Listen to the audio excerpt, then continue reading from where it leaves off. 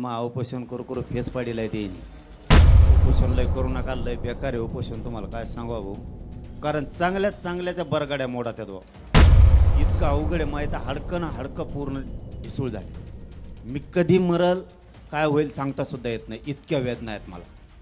तुम्ही राजकारणात येत म्हणून तुम्हाला हे सांगायलो. तुम्ही त्या व्यासपीठावरून जरी शेतकऱ्यांसाठी त्याच्यासाठी राजकीय व्यासपीठावरून लढले तरी काय हरकत नाही का, सल्ला नाही द्यायला मी तुम्हाला. तुम्हाला जर हेच करायचं असलं, माझं दुमत नाही आहे. फक्त आंदोलन शांततेत असावं, नसता उपोषण करायची गरज नाही. रूमनं घेऊन आला काय? मी म्हणतो शांततेत त्यांनी रूमनं वर केलं. लय कंड फुगीर जाऊन लय त्याचे ते काहीतरी करते आणि तुम्हाला गुतीत येऊन पुन्हा सुटूनच येणार नाहीत. परंतु तुम्हाला 4-5 पक्षांना ते व्यासपीठ आहेत भांडण्यासाठी तेवढ्या ताकदीचे. हे असलं हे आमच्यासाठी असतं. आम्हाला तुम्ही 4-5 पक्षावले मोजत नाहीत, त्यावेळेस आम्हाला हत्यार उचलायला लागतं. कारण आमची पार्टी म्हणून म्हणलं, आमचे सगळे गळके पिळके सगळे आमच्याकडे असतात. आमच्या पार्टी चांगला माल तुमच्या 4-5 पक्षात असतो. सगळे कोण हुकलेले आमच्याकडे सोडून आमच्याकडे. त्यामुळं आम्हाला लढावं लागतं. डॉक्टरला फजिती केली तुमची केली नाही वाटतं आणखी. डॉक्टरांनी तुमची फजिती केली नाही वाटतं आणखी. आता सुरू होईल. महिलाही केली ती तोंड वासे लगे हात वर कर, हात वर केलं मानच खाली कर, टांगड्याचं वर कर. ते यायचं तपासणं. ते एकदा जर तरायला लागले ना, इतकं भयान काम होतं आहे. मग ते अशा सोया टोचित येत, इतकं लांब लांब जनावराच्या सोया आणल्यावर आणतात. तुमच्यासाठी चांगले असतात समजा, तुम्ही आता ह्याच्यात येत म्हणून.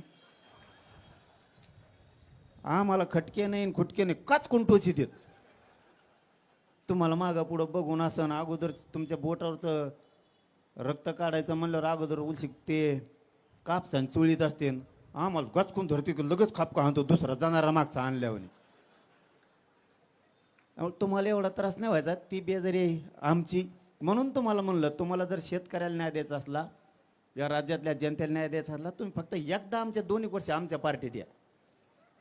किती का न्याय आणि पब्लिक कितीक पण. आता इथं तुमच्या तळमळीला मला नाही वाटत किती शिरीष घेतील. तुम्ही किती तळमळ केली तरी त्याला राजकीयच म्हणणार आहेत. मलाही वाटणार आहेत. आता इथून गेलं बघा कसं रपका चालू होतो याच्यावर. आता तेच सुरू होणार. मी इथून गेलं की आम्हाला माहीत होतं पहिल्यापासून ते पवाराचाच हे. आता माहीत अशी पंचायत होणार आहे. आता मी इथून गेलो की म्हणते नाही पवाराचा माणूस. परदेशी रातभर मी देवेंद्र फडणवीसचा माणूस होतो. आता तिथून सुटन आणि तुमच्या गळ्यात गुतणार आहे मी. आता महिले फरफट चालू आहे. मी ज्याला भेटायला जाईन त्याचाच माणूस आहे म्हणते ती. तुम्हाला उपोषणला बसायची वेळच नाही यायला पाहिजे.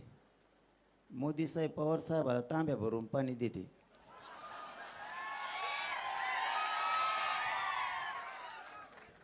ते कोणत्या तरी टेबलावर आहे ना गिल्लास भरून पाणी दिलेलं. आणि मग मोदी साहेब जर एवढा जीवला तर तुम्ही उपोषणाला बसून कमून का हडकं मोडून घ्यायला लागले उगाच. पवार साहेबाला सांगा एक फोन फिरावं म्हणा तिकडं. काय जेवण कशाला ताण घ्यायचा उगाच, शेतकऱ्याचं तरी कल्याण होईल. त्यांचं तर चांगलं आहेच ना, तुमच्यावरती तरी कशाला ही उपोषणाची वेळ यायला पाहिजे. आणि माझं एक दुसरंही प्रामाणिक मत आहे, जर सरकार तुम्हाला बोलवत असलं तर तुम्ही चर्चा करून मार्ग काढावा. माझं प्रामाणिक मत सांगितलं मी तुम्हाला. नाही ऐकल्यावर बघू.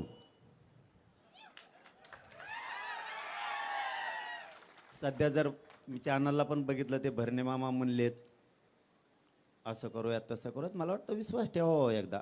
आम्ही ठेवला होता. आयला तसं नाही रे, तुम्ही हसू नका रे, पोट्टे असे आहेत ना. मग तसा विश्वास नाही रे. एकदा त्यांची पहिली सुरुवात आहे. मग जर म्हणत असले तर एवढे बरं जाऊन द्या ना, काय त्याला. तर भरणे मामावर विश्वास ठेवा एकदा. आता आणखीन महाजन साहेब येणार आहेत म्हणले. आत्ता एकदा जाऊन द्या, ठेवा विश्वास. काय आमचं बरं चाललं हो. पण सध्या आमच्या आत्ताशिक मागण्यात 3 वर्षात मान्य केल्यात म्हणून मी आत्ताशिक त्यांना बरं म्हणायला लागलो. तरी त्यांना दाखवता आज जोडी तुक्का काय इकडे गेल्यावर. कारण आता सध्या जे आर काढणं चालू आहे शिक्षणाचे, मराठा आणि कुणबीचं मंत्रालयाचं काढणं चालू आहे. आता चांगलं काम करतात म्हणल्यावर चांगलं म्हणायचे मला सवय नसतं, नंतर लयत असतो मी घोडे. त्यामुळं खरंच सध्या काम करतात, त्याच्यामुळं मी काय सध्या बोला नव्हा त्यांना. परत तुम्ही म्हणता फुटला काय चाललंय सध्या. आपले विखे पाटील साहेब काम करतायत, ते जे आर काढायलेत. आमच्यामध्ये होरगडाला लाडभाऊ आलेत, प्रसाद लाडसाहेब. त्याने आधी मला चांगले घोडे लावले, मी बी त्यांना रेटून लावले होते तेवढे. आता आम्ही पक्के मित्र झालो ह्या निमित्ताने. कमीत कमी आता विखे पाटील साहेब आणि प्रसाद लाडसाहेब चांगलं काम करायला लागलेत. म्हणजे आमच्याबद्दल बोलतो बरं का, तुमच्याबद्दल नाही. आमचं चांगलं चाललंय, जे आर काढणं सुरू झालं आहे. त्यामुळे आम्ही शाबासकी पण दिले. तितक्या मोठ्या मनाचे संस्कार आमच्यावरती आमच्या समाजानं केले सुद्धा. आणि राहिलेलेही कामं ते 22 तारखेपर्यंत करतोयत म्हणलेत.